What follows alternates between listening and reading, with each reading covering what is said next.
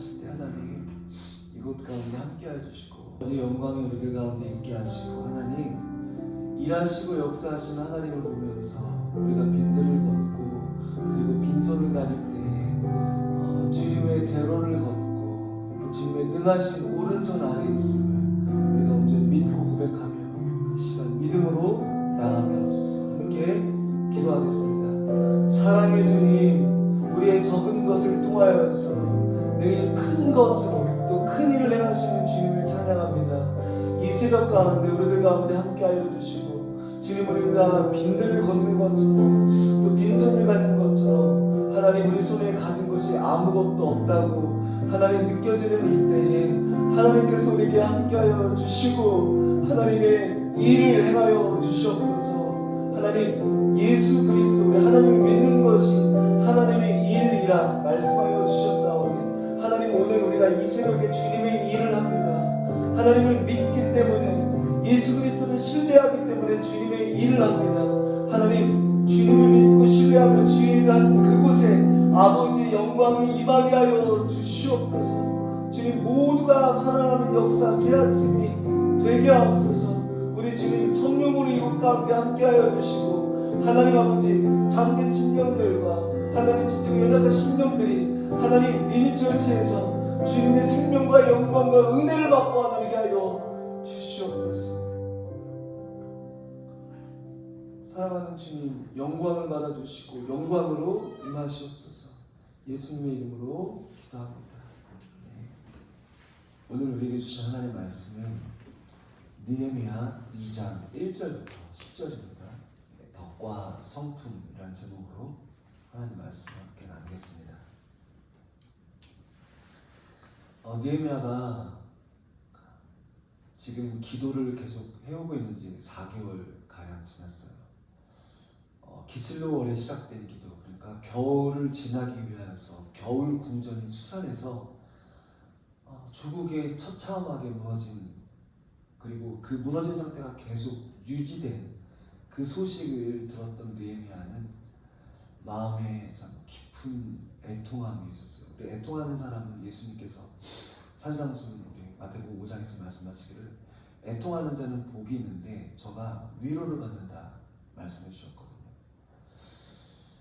애통하면 하나님을 본다든지 하늘을 소유한다든지 그리고 온유하게 되어서 얻게 되는 땅을 기업으로 얻는다든지 그런 위로가 아니라 애통하게 되면 애통하는 자의 마음을 위로해 주시는 하늘의 위로를 저가 영원히 갖는다는 거예요. 잠시 잠깐 사람이 건네주는 따뜻한 말로 사람의 위로를 받을 수 있고 토닥여주는 등을 어루만져주는 작은 손으로 순간 마음의 근심이 조금 사라질 수 있지만 우리 예수님 말씀하셨어요. 애통하면 영원한 위로를 받게 될 것이다. 그래서 임동주 시인은 팔복이라고 하는 시에서 슬퍼하는 자는 복이 있나니 슬퍼하는 자는 복이 있나니 8번을 반복한 다음에 저가 영원히 슬퍼할 것이다. 영원한 애통, 그러니까 영원한 위로를 받을 것이다 라고 말하지 않고 영원히 슬퍼할 것이다 라고 말했어요. 뭐예요? 영원한 위로를 받고자 하는 거예요.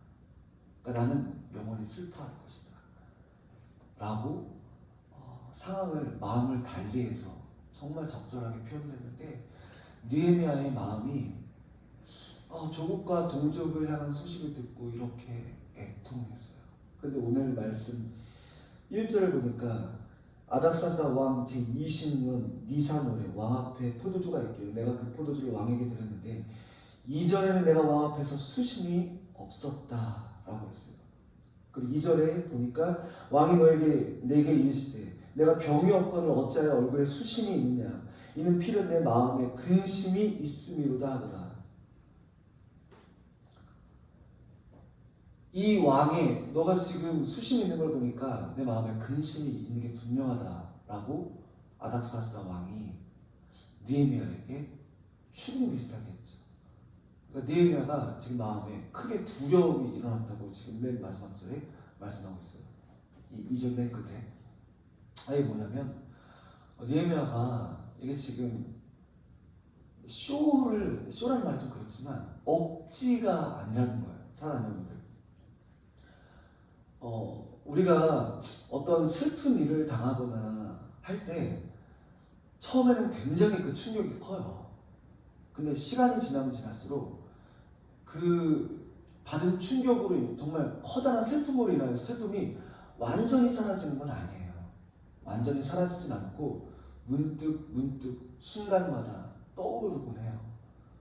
그 당사자들은 어느 정도 시간이 지나면 그 깊은 충격적인 슬픔에서 완전히 빠져있는 경우는 사실 흔치 않아요. 다만 어떤 그 슬픔과 연계되는 어떤 사건을 그리고 어떤 무언가를 보거나 경험하게 될 때 그 슬픔이 잠시 잊혀졌던 것 같은 그 슬픔이 다시 올라와서 슬픔에 잠겨요. 그리고 보통 그것과 좀 덜 관계 있는 사람들은 그 슬픔을 잊고 있다가 그렇게 슬퍼하는 사람들을 보고 다시 그 슬픔을 느끼고 깨닫게 돼요. 이게 우리 사람의 슬퍼하는 감정의 원래 모습이거든요. 근데 느헤미야가 자기의 가정도 아니에요. 자기의 정말 지인들도 아니에요. 그런데 느헤미야라고 하는 사람의 마음에는 하나님의 마음이 품어진 것 같아요. 이 4개월이 지나면서 지금 느헤미야가 수심이 가득하고 수심은 근심 때문인데 그래서 왕 앞에서 이런 모습을 보이면 안 되는 건데 왕이 이렇게 자기에게 물어봤을 때 네 마음, 네가 얼굴에 지금 빛이 달라졌다. 얼굴색이 정말 역력히 다른 때와는 다르다. 내 마음에 근심 있는 게 분명한데 뭐냐? 라고 물었을 때 두려운 마음이 들었다고 했잖아요. 근데 이게 그냥 인간의 마음은 아닌 것 같아요. 인간의 마음으로는 이렇게 되기가 어려워요. 예를 들어서 북녘 땅에 우리가 소식들 다 알죠. 뉴스를 뭐 들려오든지 안 들려오든지 저들이 지금 하루하루 살아가는 게 정말 지옥의 한복판을 살아가는 것과 동일하다는 걸 우리가 알잖아요. 그럼에도 불구하고 이렇게 분단이 된 상태로 지금 70년이 넘어오도록 우리가 서로 떨어져서 살아가고 있는데 우리가 저들의 소식 이미 다 알고 저들의 실정과 상황을 다 알아요. 그런데 여러분들 우리가 슬픈가요? 슬퍼하는 마음이 있나요? 없어요. 더 오랜 시간이 지났기 때문에 슬퍼하는 마음이 없는 게 아니에요. 우리에게 저들의 상황과 실정과 현실을 뻔히 다 알아요. 특히 종교적인 것을 가지고 정말 교화소 이런 곳에 들어가게 되면 막 생쥐를 잡아먹지 않으면 굶어 죽게 되고 이런 정말 비참한 현실을 다 알고 있잖아요. 그날에 가서 복음을 전하다가 걸리면 제가 예전에 들었던 소식 가운데 하나가 2000년 초반인데 선교사님을 이 아스팔트를 까는 그 롤러가 달린 중장비로 그냥 깔아서 죽였다고 했거든요. 그렇게 비참한 상황, 비참한 현실을 겪게 돼요. 근데 우리가 그런 소식을 들으면 끔찍하고 순간적으로는 당연히 우리 민족이니까 특히 우리 민족이 아니라고 해도 인지상정이기 때문에 사람으로서 안타까운 마음이 들어요. 근데 그게 계속 되나요? 안 돼요. 전혀 생각이 없어요. 그 현실을 알지만 그게 나에게 찾아오지 않는다고요. 그런데 지금 느헤미야는 586년에 유대가 바벨론에게 멸망했을 때는 완전히 멸망했기 때문에 3차 포로로 끌려갔을 시점이에요. 그러니까 한마디로 지금 느헤미야가 이 동족의 소식과 예루살렘 성벽이 이렇게 무너져서 이 중지된 상태로 있을 때 이 소식을 들은 시점은 거의 200년 가까이 된 시점이에요. 우리보다 거의 3배 가까이 지난 시점에서도 슬퍼할 수 있는 마음이 있었다고요. 이게 이해가 되시죠? 4개월밖에 고작 안 돼서가 아니라 이미 거의 180년, 거의 정말 오랜 시간이 지나고 난 이후에 자기와 사실은 아무런 상관이 없다고 생각할 수도 있어요. 그런데 그 이방 땅에서 그렇게 오랜 시간이 지났는데도 불구하고 그 소식 하나에 4개월 동안 마음이 무너져 있던 거예요. 이 마음은 누구의 마음인지 아세요? 하나님의 마음이에요. 우리는 북한 사람들을 그냥 우리 동포라고 우리의 의식 가운데 하나로 그냥 이해하고 생각하기 때문에 슬퍼하지 않을 수 있는데 하나님은 보세요. 하나님이 자기의 자녀를 그러니까 자기의 자녀를 생각하지 않는 날이 있을까요? 우리 부모들도 자식에 대해서, 자녀들에 대해서 늘 생각을 하잖아요. 그게 아버지고 어머니고 그리고 그게 자식이라고 하는 대상인데, 하나님은 자기의 자녀들이 늘 돌아오도록 마음에 생각하고 그 마음을 끊지 못하시잖아요. 근데 지금 느헤미야가 하나님의 마음을 품고 있어요. 이게 무려 4개월가량 지속이 되고 계속해서 애통하는 마음으로 대속죄일도 아닌데 이스라엘 백성이 하나님 앞에서 느헤미야가 금식을 하고 하나님께 기도하면서 지금 시간을 보내왔습니다. 그래서 아닥사스다 왕이 묻죠. 어떻게 해서 너 마음에 근심이 있느냐라고 했을 때 3절이에요. 느헤미야가 이렇게 답합니다. 왕께 대답하되 왕은 만세수를 하옵소서. 내 조상들의 묘실이 있는 성읍이 이제까지 황폐하고 성문이 불탔사오니 내가 어찌 얼굴에 수심이 없사오리까. 지금 어제도 말씀드렸지만 아닥사스다 왕이 방백이었던 르흠과 그리고 서기관이 사마리아 이 신세의 압박과 압력을 받아서 저들이 자신들만 이렇게 왕에게 탄원서를 올린 것이 아니라 각 지역 사람, 그러니까 이미 에스라서에 나오는데 각 지역 사람들의 대표자의 이름을 가지고 왕 앞에 탄원서를 올려요. 조서를 만들어서 왕 앞에 올린단 말이에요. 그러니까 왕이 이 탄원서를 받고 굉장히 마음의 압박과 압력을 느꼈어요. 그래서 결국 성벽을 중지시켜라, 성벽이 재건되는 것을 중지시켜라 라고 중지 명령을 내려요. 그리고 그 이후에 누구도 여기에 대해서 이런 방구 왕께 어떤 부탁을 할 수가 없어요. 왕의 명령이에요. 더구나 페르시아잖아요. 우리가 페르시아 알잖아요. 다니엘서를 읽어보면은 왕조차도 자기 법에 의해서 왕이 선포한 법령들을 바꿀 수가 없어요. 그러니까 지금 느헤미야가 얼마나 마음에 근심이 있을 수밖에 없냐면 이게 어떤 사람들에 의해서 법이 만들어진 게 아니라 왕이 선포한 법령이에요. 바꿀 수가 없는 거예요. 근데 소식은 어때요? 비참한 소식이에요. 그러니까 느헤미야가 정말 이건 하나님밖에 일하실 수 없는 사안이야 라고 마음에 정말 깊은 슬픔에 잠겼어요. 그리고 지금 이 자리는 굉장히 사적인 자리예요. 공적인 자리가 아니라는 게 6절에 보면 그때 왕후도 왕 곁에 앉아 있었더라. 왕후는 그러니까 지금 왕의 아내는 공식적인 자리에 함께 있을 수 없어요. 공식적인 자리에는 왕만 있을 수 있거든요. 근데 왕비가 있었다는 것은 그냥 공식적인 오피셜한 그런 자리가 아니라 사적인 자리예요. 하나님이 이렇게 만들어주셨어요. 그리고 아까 1절에 딱 보시면 알겠지만 아닥사스다 왕 제20년 니산에 왕 앞에 포도주가 있네요. 봐보세요. 왕후가 함께 있을 수 있는 사적인 공간이에요. 자리예요. 그리고 포도주가 앞에 있었어요. 포도주를 따르는 그 일을 느헤미야가 하잖아요. 그죠? 그러니까 술을 따르는 관원의 역할을 느헤미야가 하는데 4개월 동안 이 자리가 마련됐을 수도 있지만 마련되지 않을 수도 있었어요. 왜냐면 지금 기슬루월에서 니산월까지 4개월의 시간이 지났는데 굳이 이런 자리가 없었다면 1절에 포도주가 내 앞에 놓여있기로 라는 표현을 굳이 쓸 필요가 없어요. 왜냐하면 지금 이것은 느헤미야가 이미 성벽이 다 재건되고도 12년 후에 회고록으로 남긴 회고록이에요.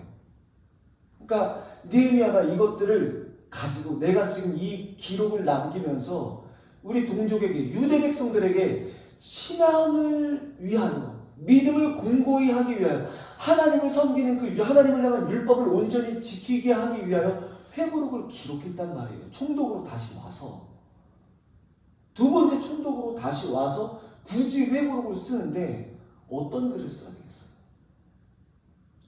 4개월 동안 기도하며 준비한 가운데 하나님이 준비를 시켰어요.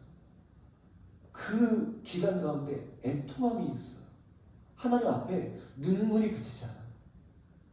그리고 공식적인 석상이 아니라 정말 어떻게 보면 왕이 기지를 발휘할 수 있고 왕이 용기를 발휘할 수 있고 자신이 수년 전에 못 박았던 성벽 재건 중지시켜 라고 하는 그 말을 어쩌면 바꿀 수도 있는 최적의 상황을 느헤미야가 맞았어요.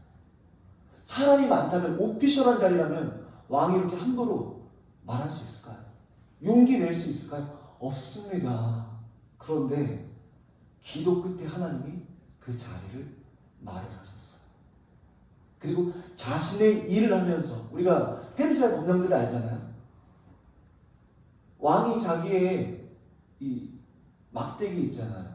왕이 자기의 이 홀, 그것을 왕비에게 건네도 왕비가 그것을 만졌을 때야 앞에 나올 수 있는데 지금 느헤미야는 자기가 하는 일이 있어야 왕 앞에 나오는데 마침 포도주도 있고 사적인 자리, 정말 하나님의 최적의 타이밍이에요.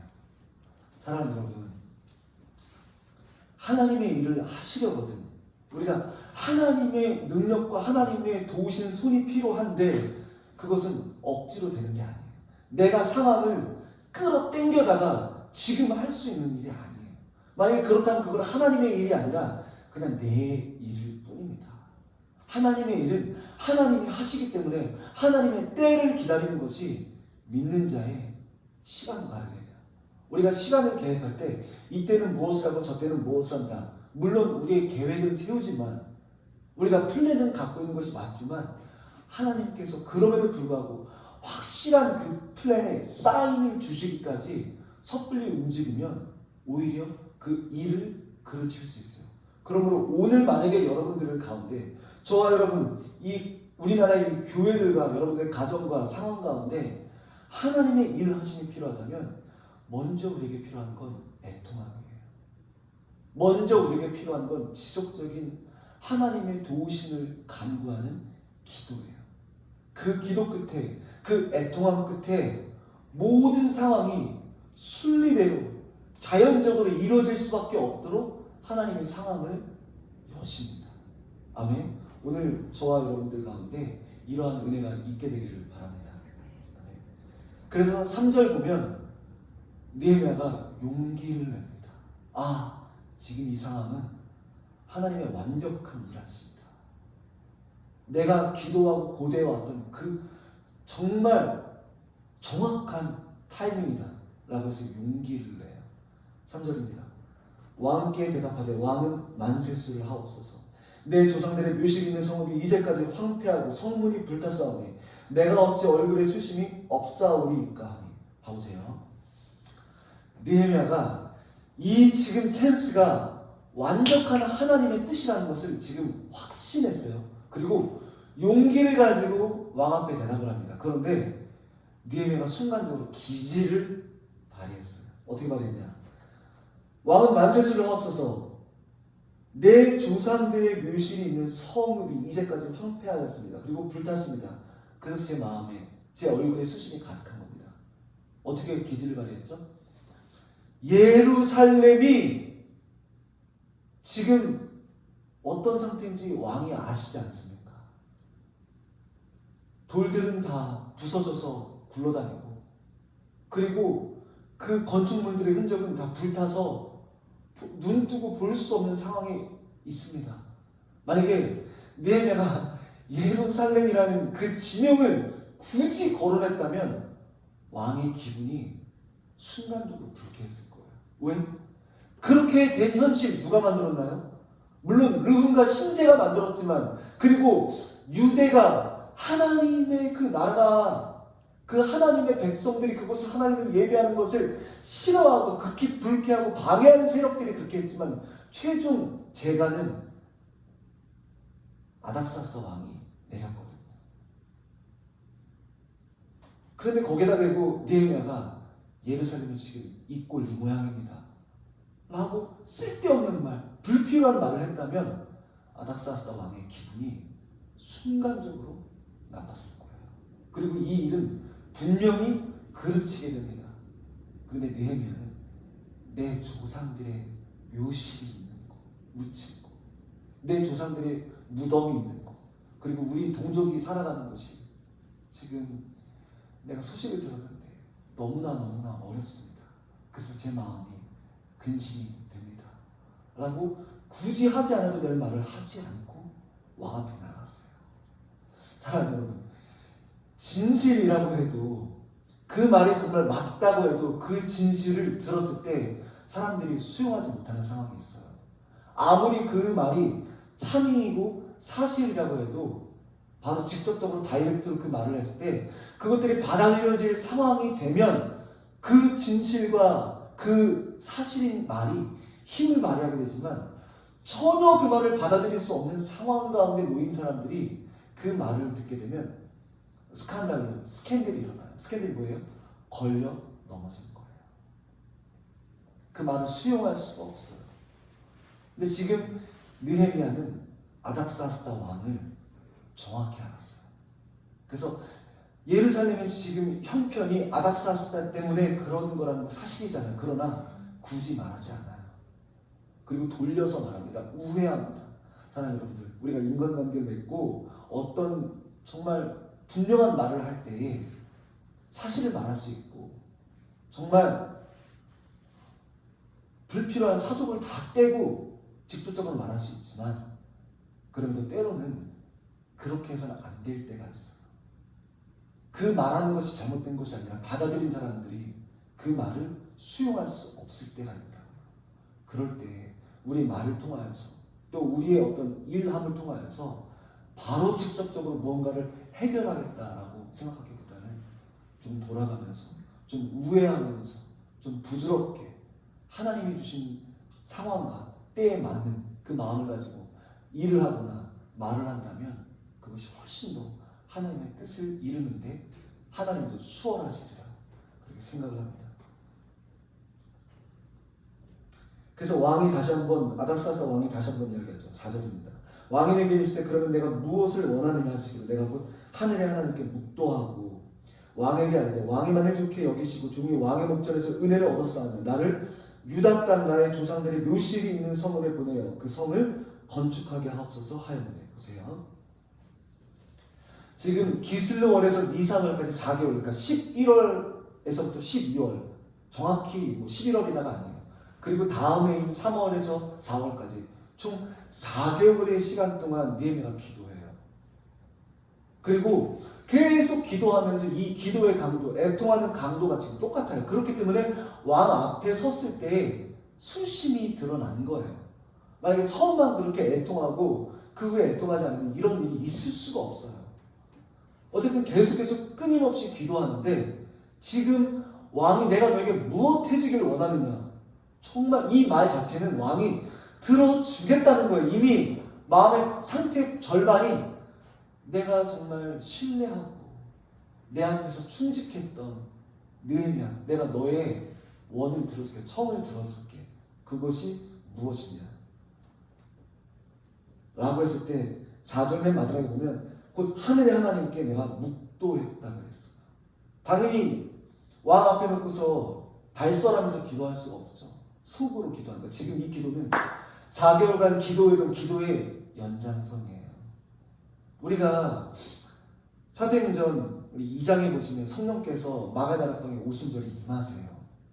근데 저 120문도, 그러니까 이 성령을 받기로 또 성령을 사모하며 간구했던 신령들이 기도하는데 제가 저희 뭐 여태까지 설교하면서 많이 말씀을 드렸는데 그 기도는 미완료형이에요. 그러니까 성령을 받을 때까지라고 이미 작정을 한 거예요. 우리 열흘만 기도하자, 우리 한 달만 기도해보자가 아니라 성령을 받나 못 받나, 정말 성령께서 오시나 안 오시나 그게 확인이 될 때까지 기도하자는 거였어요. 미완료예요. 죽으면 죽으리라 하는 그 의지와 그 상황과 맥을 같이 하거든요. 그래서 지금 내가 하늘의 하나님께 묵도하고라는 말 역시 똑같아요. 기도의 연장선이에요. 만약에 느헤미야가 처음에 그 소식을 듣고 처음에는 기도하고 애통하고 금식했지만 그 이후에 기도와 애통함이 끊어졌다면 지금 묵도하기가 어려웠을지도 몰라요. 이 상황들을 두고 느헤미야가 계속해서 기도함으로 하나님의 일을 이루어가는 걸 볼 수 있어요. 사랑하는 여러분들, 어떤 것이 무엇이 하나님의 일을 이루고 지금 내 앞에 놓인 가장 큰 권세와 권력을 진 왕의 제가가 떨어져야만, 다시 말하면 왕의 제가가 떨어진다는 것은 그 왕을 넘어서야만 하는 그 일, 그러니까 왕이 가진 권세보다 더 큰 어떤 권세를 가지고 그 왕을 넘어섰을 때만 비로소 유다로 가서 이 예루살렘으로 가서 성벽 재건하는 일이 이루어질 수 있잖아요. 성벽을 재건하는 일이 반드시 느헤미야에게 있어야 되는 일인데 그 일은 왕의 권력과 왕의 권세를 뛰어넘어야 하는 일이에요. 우리가 문제를 놓고 딜레마다 어렵다라고 할 때 왜 딜레마고 어렵다라고 말하냐면 지금 그 일이 나를 압도하고 있거든요. 내가 가진 재능과 내가 가진 힘과 내가 가진 상황은 압도하고 있기 때문에 나로서는 그 일을 해결할 수 없고 풀 수 없기 때문에 딜레마라고 하고 그게 문제라고 하는 거예요. 내가 그것을 할 수 있으면 그게 왜 문제예요?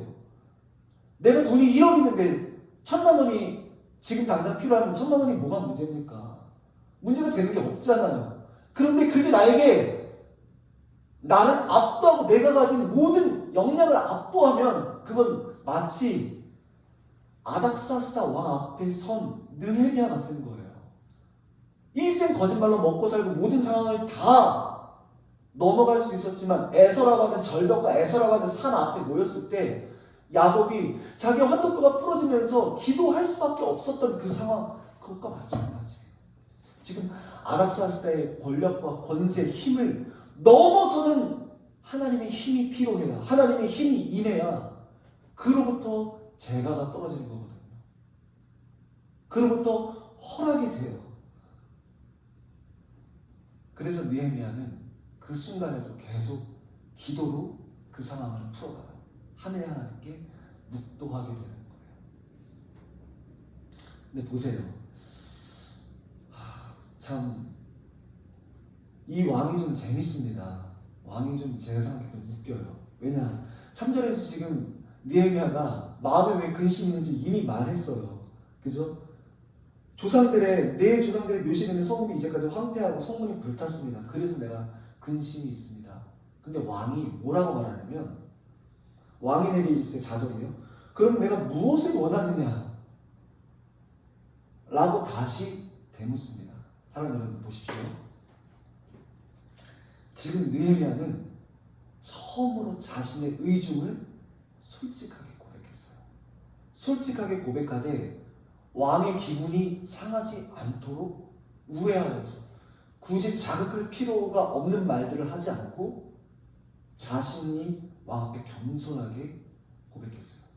그리고 그 고백을 들은 왕은 느헤미야의 의중을 파악할 수밖에 없어요. 왜요?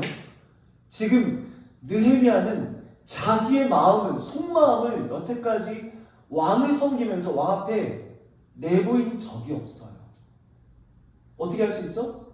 너가 지금까지 나를 섬기면서 내 얼굴빛이 달라진 것이 수심이 가득한 걸 내가 본 적이 없는데 네 마음에 수심이 가득한 것은 근심이 있기 때문이다. 도대체 왜 그러냐? 처음 이런 대화가 오고 갑니다. 처음 물어봐요. 그러니까 이거는 느헤미야가 지금까지 부탁한 적도 없고 이런 일을 한 적도 없다는 거예요. 그렇다면 처음으로 자기를 이렇게 충직하게 충성스럽게 섬기면서 자기의 의중을 처음 말했다면 우리 사람 같으면 이렇게 생각할 수 있잖아요. 내가 내 속내를 털어놓았어요. 그러면 그 속내를 들었던 상대가 아 그렇구나. 그럼 너가 이게 필요하겠구나. 내가 도와줄게. 보통 이렇게 말해야 돼요. 이렇게 상황이 흘러가야 되지 않습니까? 지금 이게 친구에게 말하듯 쉽게 얘기할 게 아니잖아요. 자기의 죽음을 각오하고 이야기하는 거예요. 그렇게 말씀을 드렸어요. 그렇다면 하나님의 뜻이라면 정말 수월하게, 스무스하게 왕이 아 그렇구나. 그럼 내가 지금 너가 가서 예루살렘 가서 성벽을 재건할 수 있도록 내가 제가를 내릴게. 라고 해야 되는 게 순리 아니겠어요? 정말 그게 하나님의 일이라면. 근데 이 왕이 다시 한번 물어요. 내가 너에게 무엇하여주길 원하느냐? 사랑하는 여러분들 기억하세요. 하나님의 일들을 하는데 우리가 기도하면서 지혜롭게 그 하나님의 일들을 우리가 착수해요. 그리고 뭔가가 이루어질 것 같은 기미가 보여요. 그래서 내가 용기 내어서 상황을 바꿀 시도를 했어요. 마치 아닥사스다 왕 앞에 섰던 느헤미야처럼. 그럼에도 불구하고 그 용기가 재차 고백되어야 할 때, 그 용기가 재차 드러나야 할 순간이 있다는 거예요. 예를 들면 내가 회사에서 어떤 정당하지 못한 일을 두고 내가 마음을 굳게 잡고 말을 합니다. 그게 상사든 누구든. 그러면 그 이야기를 들었을 때 내가 처음엔 용기를 냈어요. 근데 하나님의 일을 하다 보면 다시금 용기를 내야 될 상황이 와요. 뭐라고? 그럼 어떻게 해야 된다고?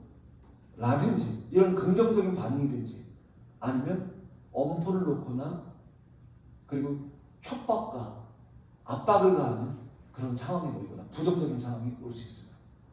그럴 때 다시 한번 재차 용기를 내는 것, 그것이 정말 필요합니다.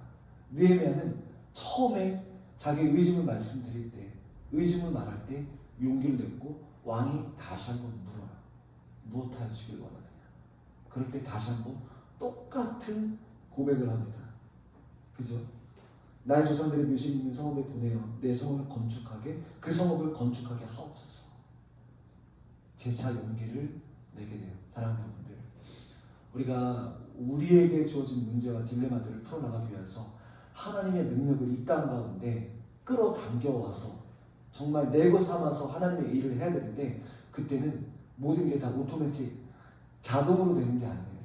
마치 우리가 수동 기어를 누르는 것처럼 처음엔 1단, 그 다음은 2단, 그 다음 3단, 4단, 5단까지 가야 최고 속도로 고속도로에서 달릴 수 있는 것처럼 하나님의 일을 할 때 더 큰 용기가 계속해서 필요할 때가 있어요. 나는 1단 달렸는데 왜 시속이 100km까지 안 가지? 5단까지 끌어올려야 돼요. 하나님의 일은 그런 방법으로 이루어집니다. 그러므로 내가 지금 어느 단계에 있는가, 내가 지금 어느 믿음의 차원에 있는가, 하나님의 일을 지금 이 상황과 이 일들을 극복하기 위해서 하나님의 어느 정도의 능력이 필요한데 내가 지금 어디까지 내 믿음을 끌어올렸는가를 보시고 더 올리시면, 그리고 내가 그 믿음의 한계를 넘어서면 하나님께서 역사하시게 될 겁니다. 하나님 보십시오. 역사라고 하는 책이 있는데 역사책이 아니라 역사라는 제목의 책이 있어요. 헤로도투스가 쓴 책인데요. 페르시아의 고대 관습에 대해서 기록을 해뒀어요. 근데 페르시아의 당연히 페르시아가 고대죠. 그 사람들의 습관이나 관습이 있는데 세 가지의 아주 눈여겨볼 만한 관습이 있었더라고요. 첫 번째는 개인주의를 싫어해요. 이 페르시아 사람들, 메데바사, 이 페르시아 사람들이 개인주의를 싫어합니다. 내가 있는 건 나라가 있기 때문이고, 내가 여기 있기까지는 가족이 있기 때문이고, 우리 가족이 있기까지는 함께 살아가는 사람들, 공동체가 있기 때문에 내가 있다라는 생각을 했다고 책에 쓰여있더라고요. 그러니까 지금 느헤미야가 아닥사스다 왕 앞에 보인 행동은 나의 동족, 내 조상의 묘실이 묻힌 곳, 내 동족들이 살아가던 삶의 울타리, 사회적인 경제적인 안전망이 되었던 그 성벽이 무너졌다고 지금 아닥사스다 왕 앞에 고백을 했던 느헤미야의 이 고백은 페르시아의 상황과 정황에 완벽히 맞아떨어지는 그런 모습이에요. 그러니까 아닥사스다 왕이 단순히 이방인, 한 사람의 이방인으로서 그를 대하고 평가할 만한 것이 아니라, 비록 그가 이방인이고 비록 그가 유대 사람이지만 그의 행동과 언행 자체가 페르시아의 아이덴티티에 정확히 맞아떨어지는 개인주의가 아니라 공동체주의, 더 넘어가서 민족주의의 그 지대 안에서 그 바탕 안에서 말을 하고 있기 때문에 아닥사스다 왕이 마음이 녹아지는 거예요. 왕후도 옆에 있었다 그랬잖아요.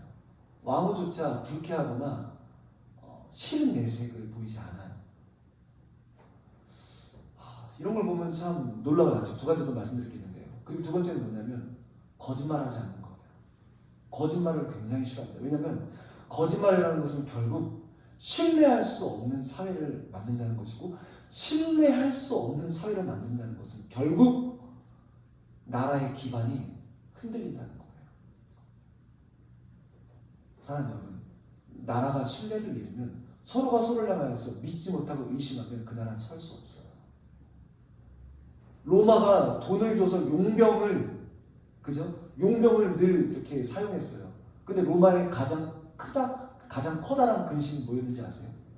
다른 나라에서 그 자신들이 준 용병들에게 준 그 페이보다 더 큰 페이를 지불할 때 그 용병들이 자기들 향해서 칼을 겨눈 것, 그것을 로마가 가장 걱정하고 두려워했거든요. 신뢰할 수 없는 것, 신뢰가 굉장히 중요합니다. 그래서 페르시아는 그 커다란 나라를 이끌고 그 커다란 나라를 유지하기 위해서 거짓이 없는 사회를 늘 표방했어요. 그런데 느헤미야는 오늘 말씀도 그렇고 앞으로도 계속 나오지만 거짓이 없어요. 진실만을 말하고 정직한 사람이에요. 그리고 그에 반대되는 사람들, 도비아와 산발라, 르훔과 심세, 이런 사람들의 계속 모습이 어때요? 거짓으로 치달아요. 결국 거짓이 지게 되고 거짓이 무너지게 되죠. 그래서 페르시아의 두 번째 이 속성인 거짓말하지 않는 사회, 굉장히 중요한데 느헤미야에게 이런 모습이 있었어요. 첫 번째는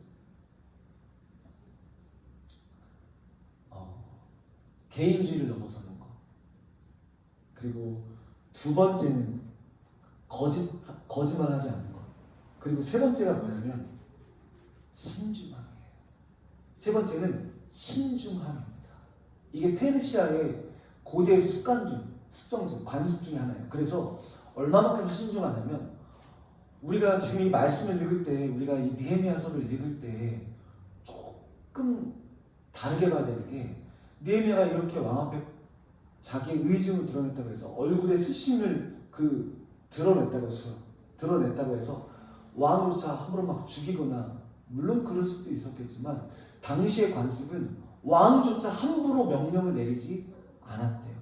명령을 내리지 못한 게 아니라 신중함을 잃은 사람은 신뢰를 얻을 수 없고 사람들 앞에 존중받을 수가 없었다는 거예요.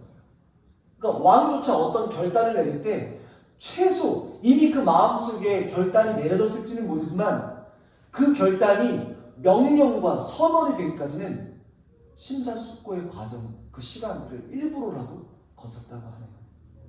그러니까 지금 왕이 볼 때 느헤미야의 이 태도는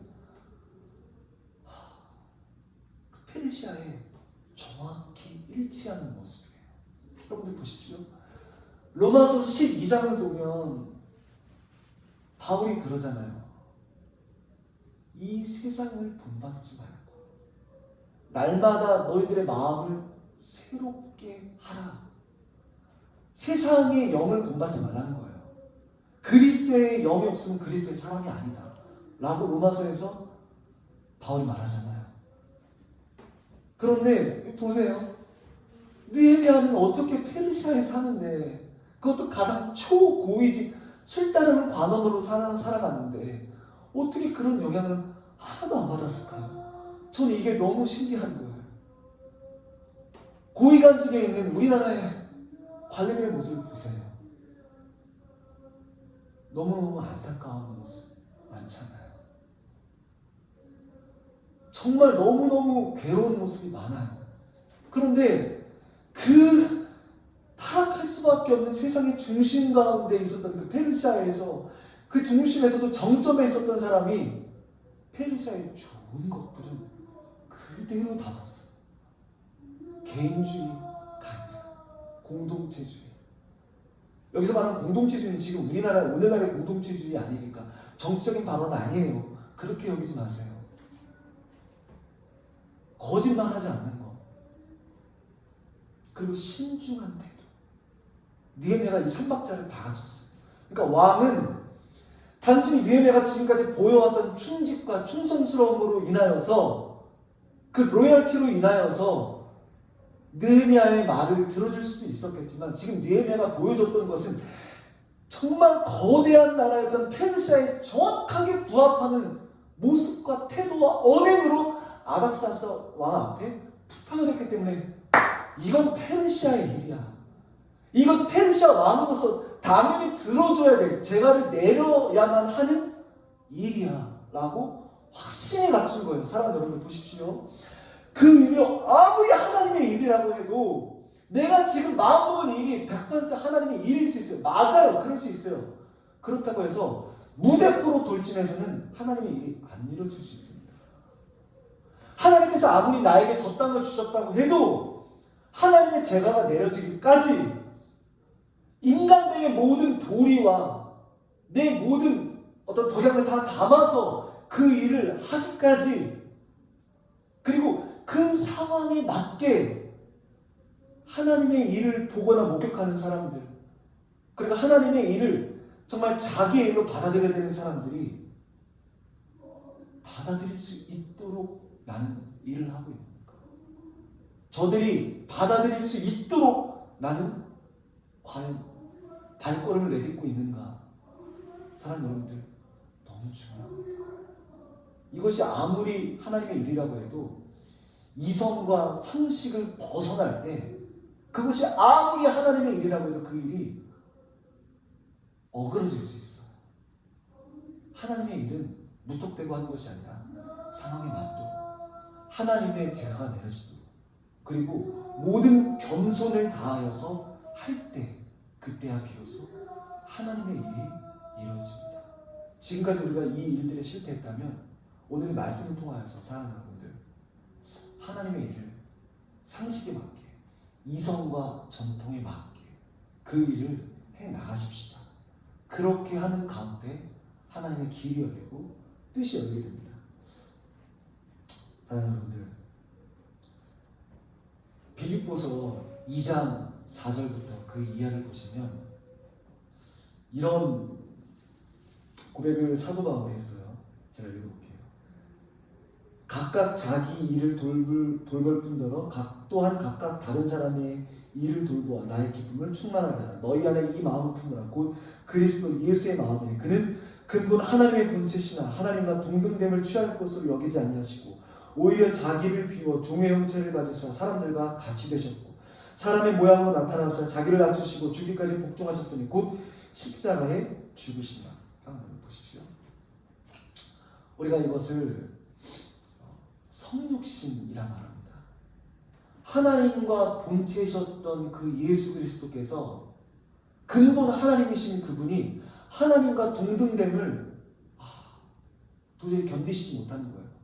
그래서 인간의 몸을 입으시고 사람의 형체를 입으사 종의 모습이 되셨어요. 그리고 그분이 스스로를 낮추셨어요. 인카네이션, 성육신, 사람의 몸을 입으신 하나님, 사람의 몸을 입으셨다고 우리가 말합니다. 그런데 사람의 몸을 입으신 그 이유는 예수 그리스도께서 우리가 아는 것처럼 모든 사람을 구원하시기 위해서예요. 내가 원하는 사람만이 아니라 모든 사람을 구하기 위하여서 그분의 방법은 인간의 육체를 덧입는 것이었어요. 근데 우리가 이렇게 생각할 때 모든 사람을 구원하시기 위하여서, 영생을 주시기 위하여서 그분이 인간의 몸을 덧입으셨구나 라고 우리가 말하지만, 이것을 오늘 설교의 제목인 덕이라는 것, virtue, 그죠? 그리고 성품이라는 것, 이 캐릭터, 덕과 성품에 빗대서 볼 때 성육신을 어떻게 말할 수 있냐면, 인간이 가진 성정 가운데 하나인 자비로 말할 수 있어요. 자비는 뭐냐면요, 이게 조금 어렵고 비싼 예 같은 게, 자비와 긍휼을 둘을 동시에 놓고 설명하면 이야기가 좀 쉽게 설명이 돼요. 긍휼은 뭐냐면요, 지금 내 앞에 어려움에 놓인 사람들이 있어요. 그럼 그 사람들에게 어렵기 때문에 어려움을 해결할 수 있도록 돕는 손길이 필요해요. 아, 저 사람이 불쌍하고 치근하고 가엾다. 내가 도와야지. 그때 그 마음은 긍휼이에요. 상황이 전제가 됐기 때문에 전제된 그 상황을 해결하기 위해서 갖는 마음이 긍휼이라고요. 물론 이 긍휼의 마음 하나님께 있어요. 그래서 히브리적 이 뜻으로는 자궁, 우리 여자의 어머니의 자식을 향한 그 자궁이 있잖아요. 그러니까 하나님의 마음에 하나님을 나타낼 때 자궁이라고 해요. 그러니까 부모로서 자기 자녀를 사랑하는 거예요. 근데 이렇게 상황이 전제된 때가 아니라 일반적으로 내가 모든 사람들을 대할 때,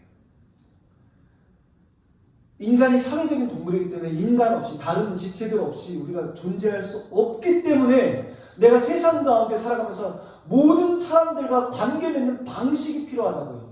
아까 긍휼을 설명할 때처럼 어떤 특수한 상황이 전제되는 것이 아니라 내가 인간으로서 다른 인간들을 대하는 가장 기본적이고 원초적인 마음이 있는데 그게 바로 자비예요. 자비와 긍휼은 이렇게 달라요.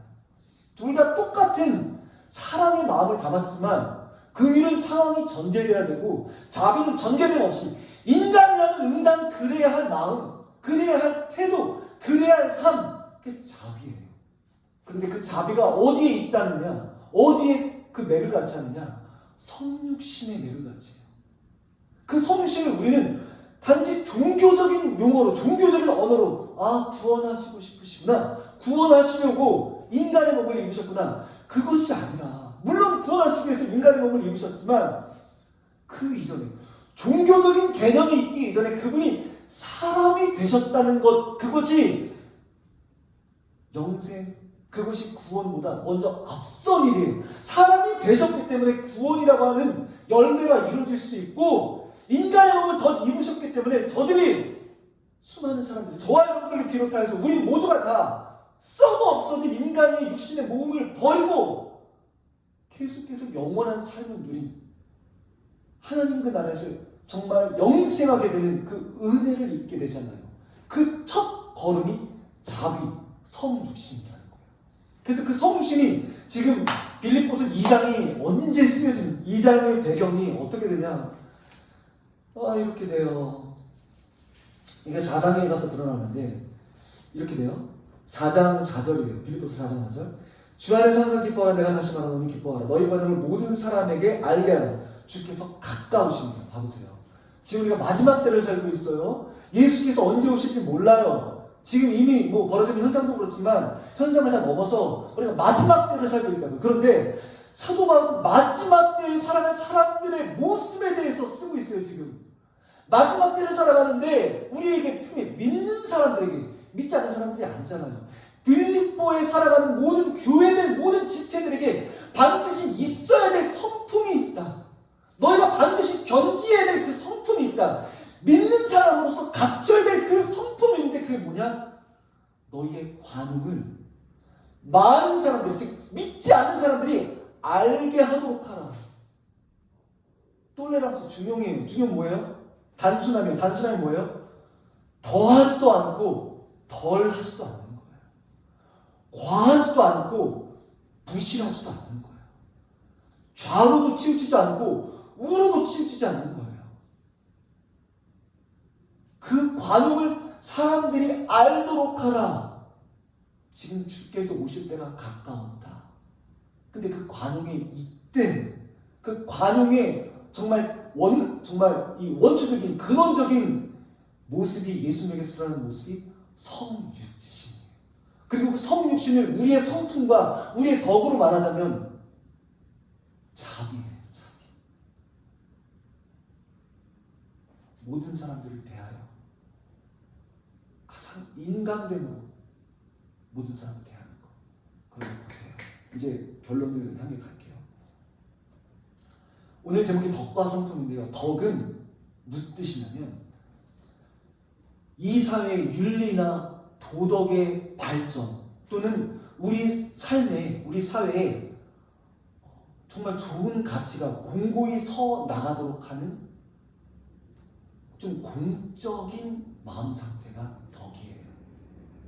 뭐 지혜, 정의, 용기, 절제, 그걸 사추덕이라고 해요.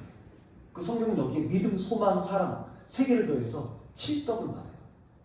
이건 전부 다 개인의 삶을 넘어선 공적인 내 동족, 그러니까 내 이 사람들을, 공동체를 위한, 이 국가를 위한 그런 마음 상태예요. 근데 성품은 뭐예요? 사람의 됨됨이에요. 근데 지금 느헤미야가 왕 앞에 보인 모습은 개인을 넘어서 동족을 향한 마음, 그리고 이방 땅의 포로, 지금 술 맡은 관원이지만 이방 땅의 포로의 자녀였잖아요. 그죠? 조부가 포로가 되었기 때문에. 그럼에도 불구하고 페르시아의 정서에 그대로 녹아든 것. 나쁜 정서가 아니죠. 페르시아의 좋은 전통에 그대로 녹아져 있던 것. 그러니까 한마디로 아닥사스다 왕이 느헤미야를 볼 때는 페르시아의 이 정서를 통하여서도 너무나 훌륭하고, 자기 나라를 생각하는 그 마음 씀씀이 됨됨이를 보고도 너무 마음에 기쁨이 있을 수밖에 없는 모습을 지금 느헤미야가 보이고 있어요. 덕으로 있어서 정말 좋고, 그리고 또한 성품으로 있어서도 인간 됨됨이, 자기가 예전에 내렸던 그 결정들, 자기 감정을 긁지 않고 정말로 겸손하게, 그리고 동족들을 향하여서 가진 마음이 자비의 마음을 가졌잖아요. 내 사랑하는 동족들, 저들의 상황을 지켜볼 수 없고, 그래야 해서 왕 앞에 자신의 소원을 아뢰었을 때, 결국 이 모든 상황은 기도함으로 애통하고, 그것이 아무리 진실이라고 해도 그 사람을 존중하는 차원에서, 덕과 성품을 가진 차원에서 하나님 앞에 기도의 연장선에 서서 하나님께 구하며 왕 앞에 섰을 때, 그 문제 앞에 섰을 때 결국 왕이 가졌던 그 권세와 권력, 그 힘을 오버컴, 초월하게 되는 은혜가 이날 수산궁에서 있었습니다. 사랑하는 여러분들, 말씀을 드리겠습니다. 우리가 말씀드렸던 것처럼 수산궁은 절망의 자리예요. 다니엘도 그곳에서 절망했어요. 에스더와 모르드게도 그곳에서 절망했어요. 그리고 느헤미야도 수산궁에서 절망했습니다. 이거 사람으로서 이길 수 없는 일이에요. 사람으로서 넘어설 수 없는 일이에요. 그러나 왕의 권세와 왕의 권력을 넘어선 일이 오늘 일어나게 됐어요. 왕이 가진 그 힘을 넘어선 일이 오늘 일어나게 됐다고요. 무엇을 통해서요? 계속되는 기도, 계속되는 간구, 미완료형의 기도, 그리고 왕 앞에서 덕과 성품을 다하여서 인간으로서 응당 가져야 할, 응당 지녀야 할 정말 사람과 같은 모습을 상대에게, 그 일 앞에서, 그 사건과 문제 앞에서 드러내고 계속해서 견지했을 때 결국 왕의 재가가 떨어졌어요. 사랑하는 여러분, 어떻게 문제가 해결되는지 우리 느헤미야가 말씀을 통해서 우리에게 보여주셨는데, 오늘 또는 우리 일생 가운데 놓여진 많은 문제들, 그것이 도대체 어디에서 기인했는지 생각해 보시고, 그리고 우리가 어떻게 그 일들과 그 문제들을 넘어설 수 있을까, 우리가 말씀을 통하여서 오늘 깨달은 것처럼 하나님께 기도하고, 그리고 덕과 성품을 갖추어서 우리가 그 일들을 감당해낼 수 있을 때, 그리고 우리가 그 일들을 감당할 때 하나님께서는 아닥사스다라고 하는 절대 권력을 넘어서는 사랑의 권력, 사랑의 권위, 오소리티를 느헤미야에게 주실 것이고, 그 주신 것처럼 저와 여러분들, 우리들 가운데 또 허락하셔서 넘지 못할 그 일이 들판처럼, 평지처럼 만들게 하여 주시는 놀랍고 복된 소중한 한 날, 우리 인생 되기를 주님의 이름으로 기도합니다. 아멘.